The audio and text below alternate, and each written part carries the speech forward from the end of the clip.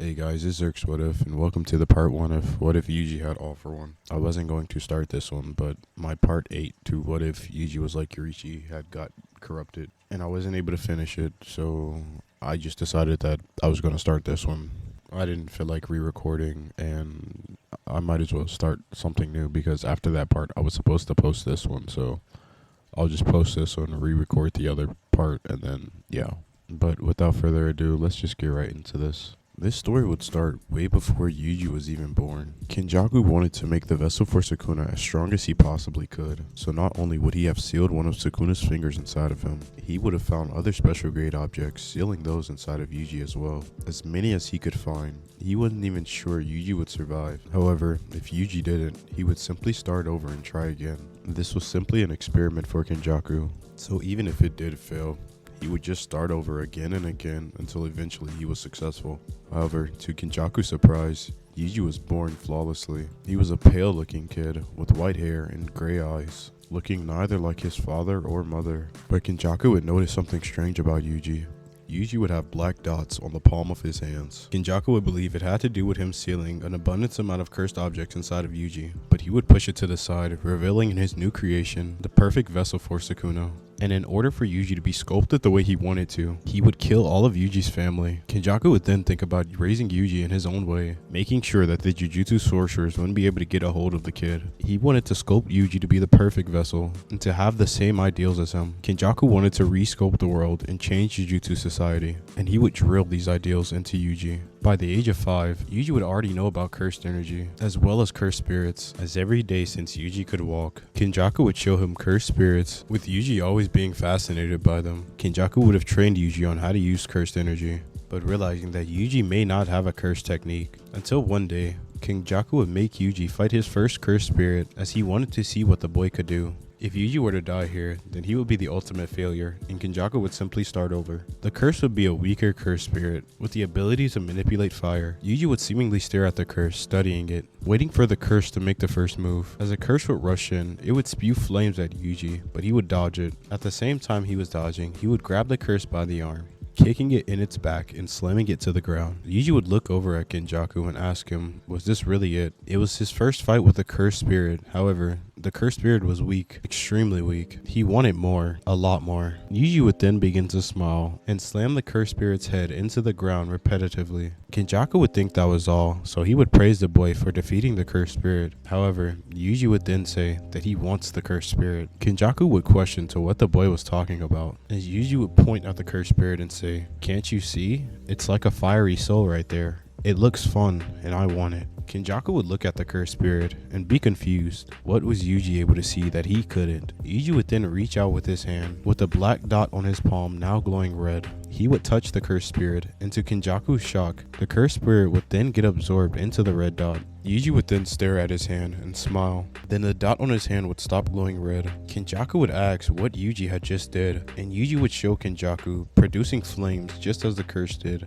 Kenjaku would be absolutely amazed. He would think to himself and realize Yuji was able to completely absorb a cursed spirit, and in doing so, he's able to utilize the abilities of whatever cursed spirit he absorbed. Kenjaku would then begin coming up with all kinds of hypotheses for Yuji. Does it only work on cursed spirits? What about Jujutsu sorcerers? If Yuji were to touch a Jujutsu sorcerer, would he be able to absorb their abilities as well? Kenjaku would begin smiling. Things were going so much better than he initially thought they were going to go. Kenjaku knew the next step would be an extreme gamble, but he was willing to risk it. He would think to himself, if Yuji were to touch him, would Yuji take the curse technique of the person he inhabited, or would he take his current curse technique? It was a full-on gamble, but Kenjaku was willing to take it. He would then ask Yuji, what does he see when he looks at him? Yuji would stare at Kenjaku, studying him. He would tell Kenjaku that there are two things inside of his body. Kenjaku would then smile, realizing Yuji was able to see whatever he saw inside of the cursed spirit inside of him as well. He couldn't hold back his excitement. Yuji was able to perceive the contours of the soul,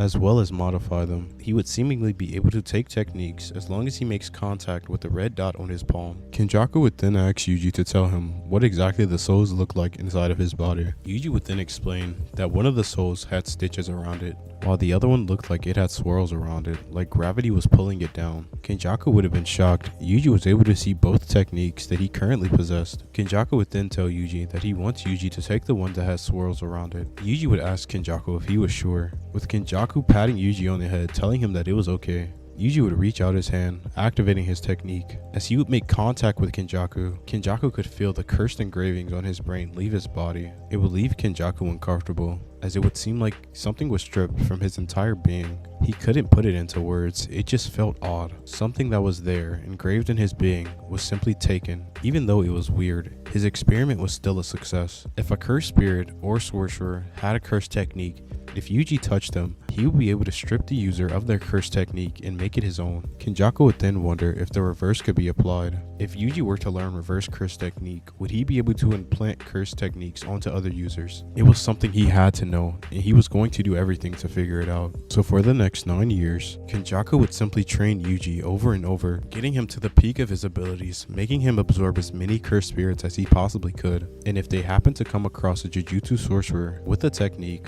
they would attempt to take that as well. Even though they had come across multiple cursed spirits, Yuji's arsenal wasn't that much bigger than it was. Most of the cursed spirits that he'd come across would have useless, pointless abilities that he wasn't able to utilize properly. But the ones he did take favor in was the fire ability that he originally took from the first cursed spirit he fought, with the other one being the ability that he had taken from Kenjaku. There was also an ability that he stole from a cursed user that allowed him to transform his limbs into weapons, and the last ability being an ability that allows him to detonate whatever he touches within a short interval. Combining these 4 abilities would make him a formidable opponent to anyone he would come across. Yuji would also be on the verge of learning reverse curse technique, however, he just couldn't quite get it. It was the only thing he wasn't able to quite comprehend in Jujutsu sorcery. Just then, Kenjaku would tell Yuji that he had somewhere to be. However, he wants Yuji to continue trying to use reverse curse technique. Kenjaku would tell Yuji that he would come back, but he'll probably look a lot different. But he would tell Yuji that he has something in store for him. Since Yuji had effectively grown up with Kenjaku, he would have the same ideals as him, wanting to reshape the world of Jujutsu, learning about the Heian era and what it had entailed. Knowing about Sukuna since a very young age, Kenjaku would then tell Yuji that he won't be back for a while, but he wants him to continue absorbing cursed spirits. He would tell Yuji to follow cursed spirits and the energy around them, find as many as he could, and capture them.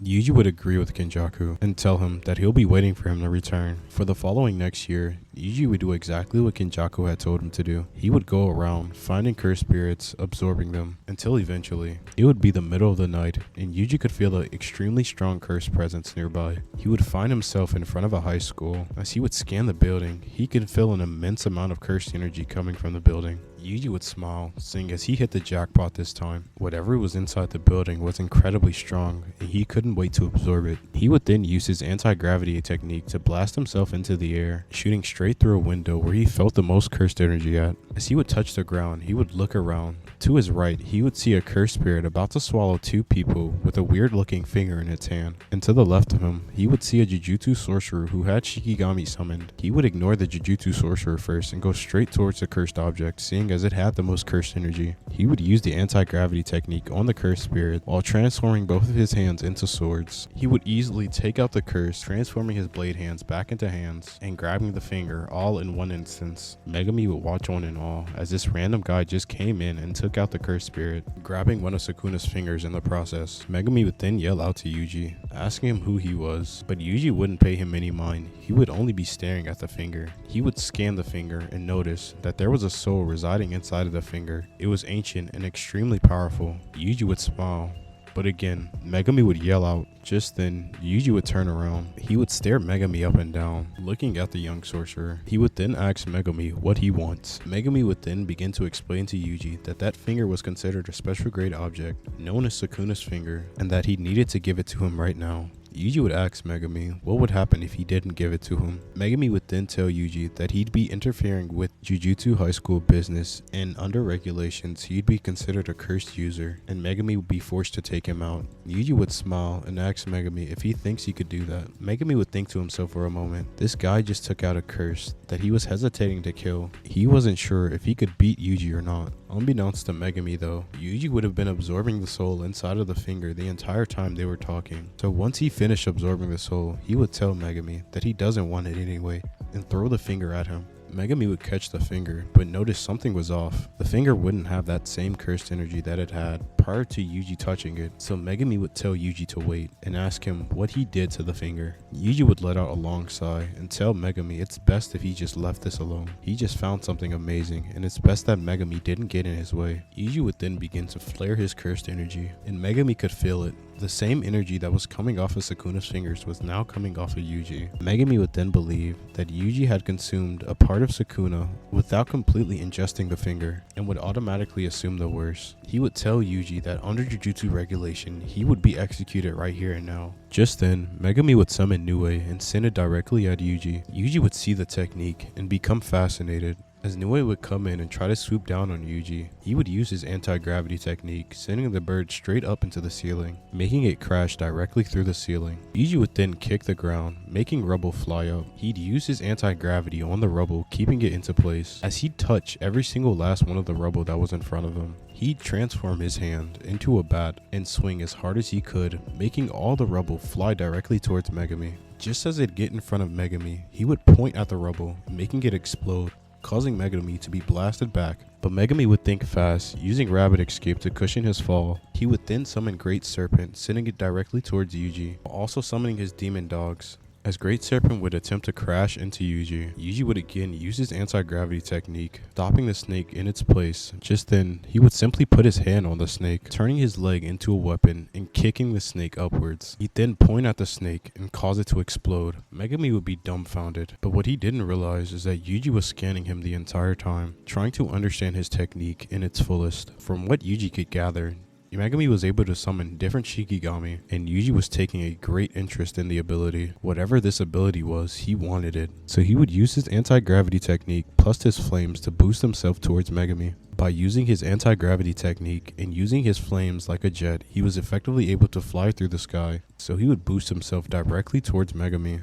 sending a flying knee directly towards his face, making Megumi crash into a wall, desummoning his Shikigami. As Megumi would be attempting to get out of the rubble, he would look up and see Yuji directly in front of him. Yuji would stare at Megumi and tell him that his ability was very interesting and that he wants to try it out himself. Yuji would activate his technique, reaching towards Megumi, but just then, Gojo would come out of nowhere, stopping Yuji, grabbing his arm. Yuji would have been confused because this guy came out of nowhere and caught him off guard. He hadn't been caught off guard in a while. As he would turn around and stare at Gojo, he could see it, a soul that he wanted terribly. Even off a glance, he would go in to try to touch Gojo instead. However, the infinity between him and Gojo would stop Yuji completely. Yuji would be confused because he didn't understand what the technique was. All he knew was that the technique was extremely powerful and he wanted it. Yuji would attempt to back up to gain some space between him and Gojo. However, Gojo would then use blue and pull Yuji back in. He would pull Yuji into his infinity and begin to question him, asking Yuji things like who was he and why was he here. Yuji could tell that Gojo was insanely powerful, so he would simply comply for now.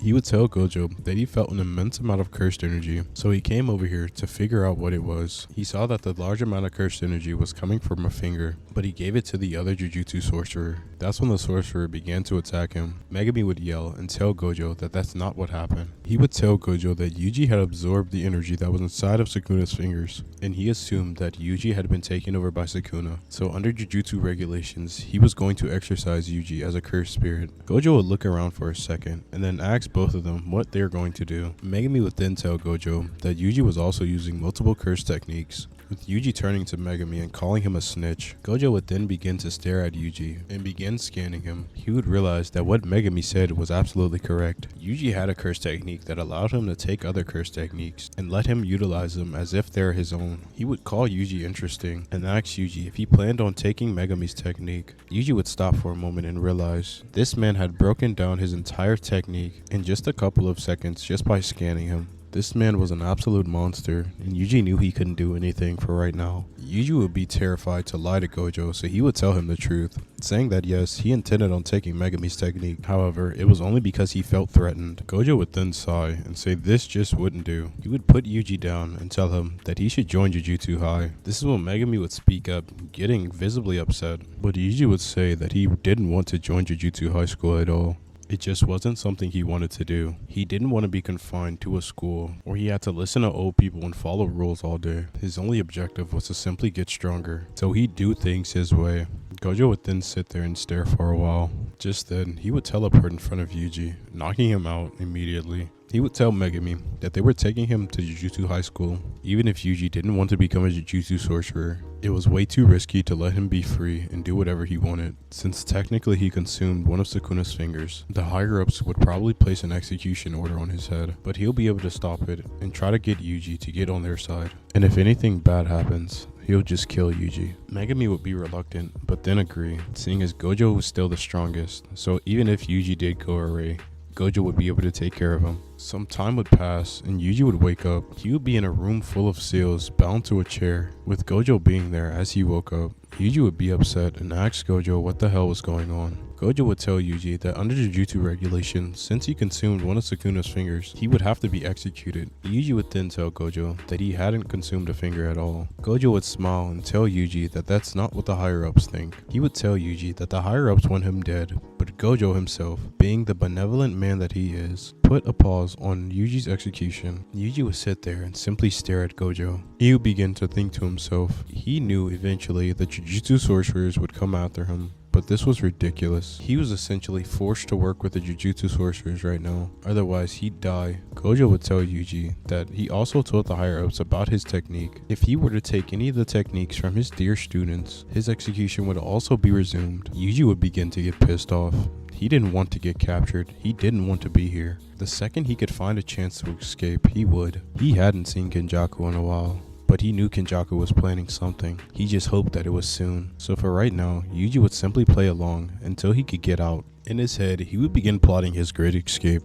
Eventually, when the time was right, he would take Megumi's curse technique and then flee. He was simply going to abide his time and wait for the perfect moment to strike. Gojo would then ask Yuji how exactly he took the cursed energy out of Sukuna's finger. Bringing out another finger, he would toss it into the air and use his reversal application red on it. As the finger would blast into the wall, Gojo would tell Yuji to look at the finger. It was practically indestructible since it held so much cursed energy, but Yuji was simply able to take the cursed energy out of the object. He would ask him how was he actually able to do that. He would tell Yuji that he believed that his technique was the ability to take other people's techniques and use it as his own. However, Yuji would tell Gojo that it wasn't that simple. Whenever he looks at somebody, he can see the contours of their soul and the technique that's engraved within them. By using his technique, he's able to separate the engraving on a person's soul and transfer it into his own body. Gojo would then ask Yuji was he able to use reverse curse technique, with Yuji telling him that he's almost there, he just can't quite grasp it yet. Gojo would then ask Yuji does he think Yuji will be able to do the reverse of his technique, allowing him to engrave techniques onto someone else's soul, with Yuji saying he doesn't know.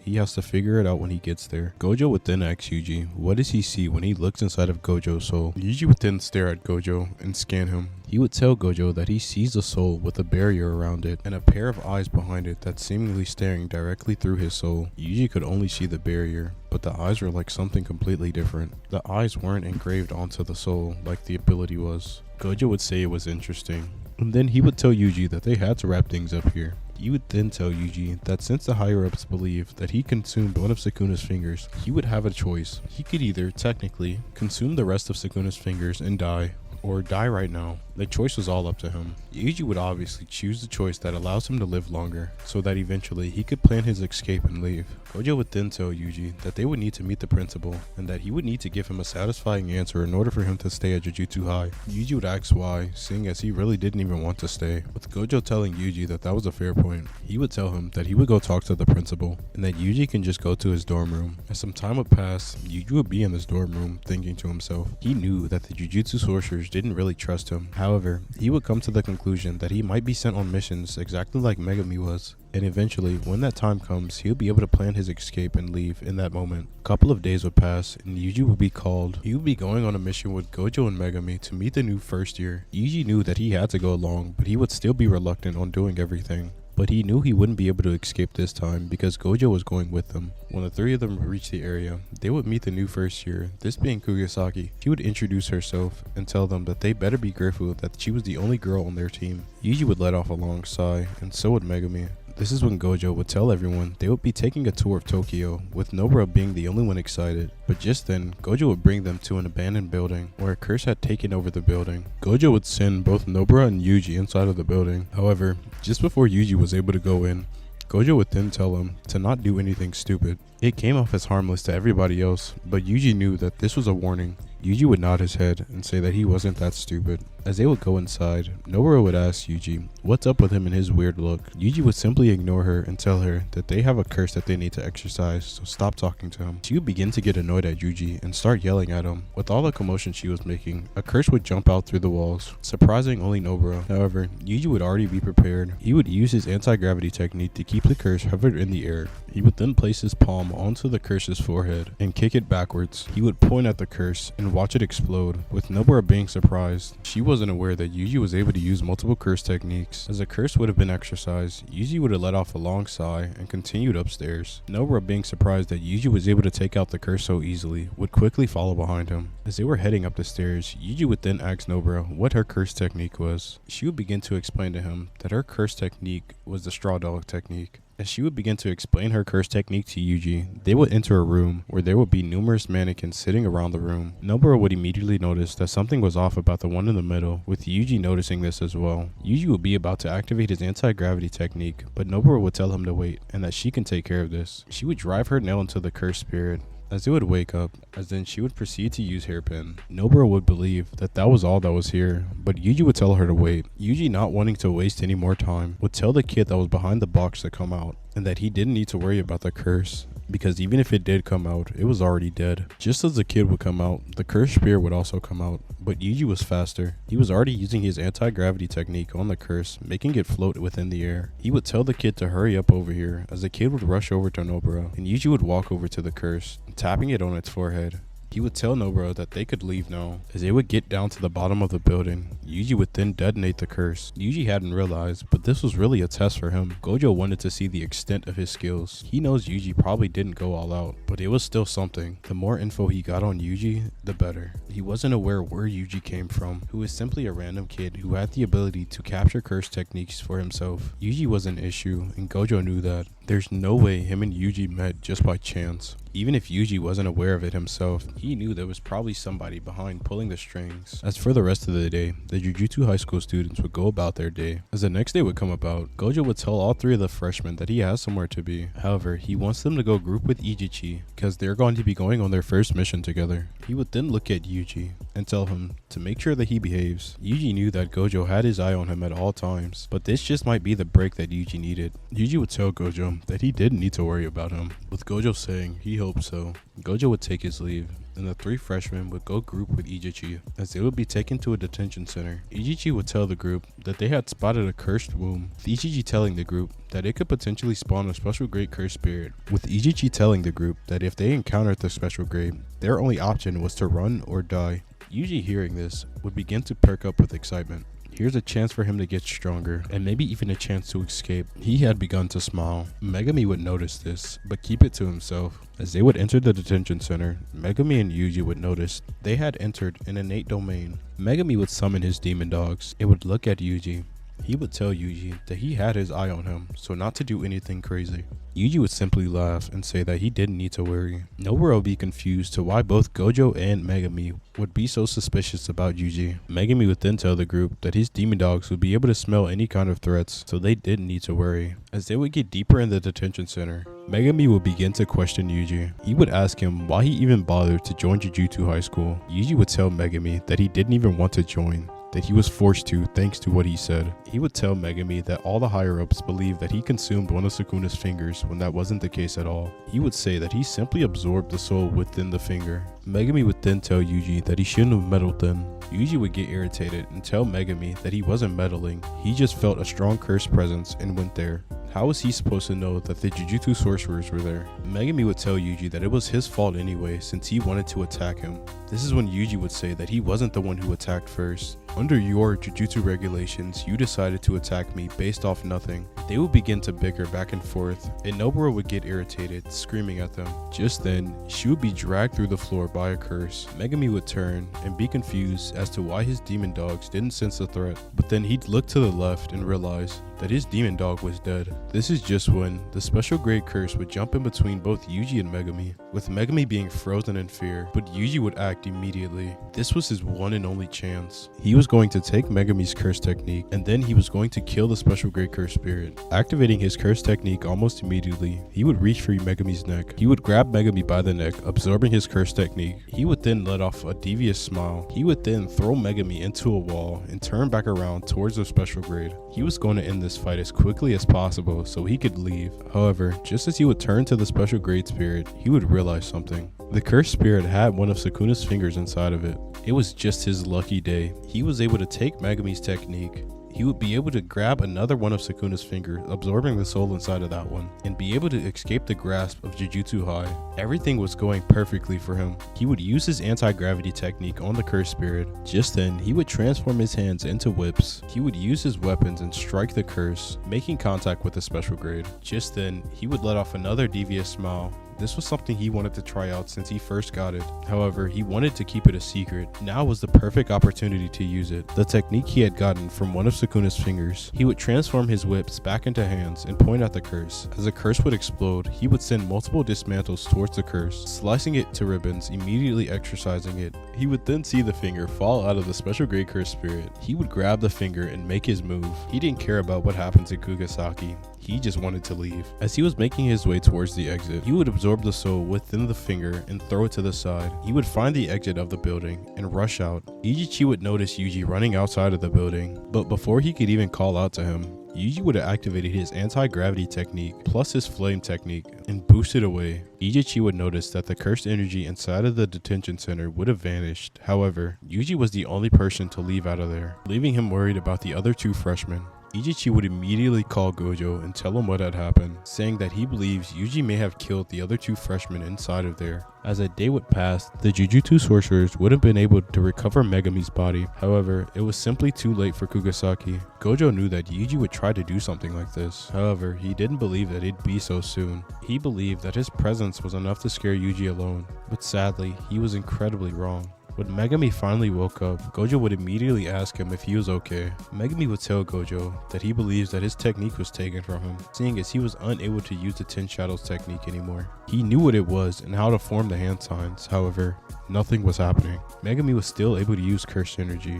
There was just no technique behind it. Gojo would apologize to Megumi, saying that it was his fault for allowing Yuji to join Jujutsu High School. He should have killed Yuji the first time they had met, with Megumi telling Gojo that it was alright. There's no way that Gojo could have known that this would have happened like this. But with the death of Kugasaki, the Jujutsu higher-ups would have immediately set out an execution order on Yuji Itadori, and it was only to be taken on by special grade Jujutsu sorcerers. Yuji, on the other hand, would have finally made it back to his base of operations. Finally excited that he was able to take Megumi's technique, the only one he had left to take was Gojo's, and in doing so, the Jujutsu Society would crumple underneath him. First thing Yuji would do is learn how to use his new curse technique, along with training with the one that Sukuna's fingers had given him. Yuji's only purpose now was to get stronger and find Kenjaku. He would be able to let Kenjaku know of what was going on so they could plan more in the future. Yuji was excited. Just as Yuji would be about to rest, he would hear a knock at his door, but he would be confused because not anyone except for Kenjaku knows where he lives. He would get towards the door and get his curse technique ready. The second he would open the door, he would see a man in a robe with stitches on his forehead. He would look at Yuji and simply tell him hello. And that's where I'm going to end the part 1. I hope you guys enjoyed this part 1. I hope you guys enjoyed how I'm going about it. I was supposed to upload the part 8 to What If Yuji Was Like Yoriichi, but my files got corrupted, so I'll just re-record it after I'm finished with all this. But yeah, I hope you guys enjoyed. I hope you guys enjoy what I'm doing with this. And yeah, thank you for listening. Peace.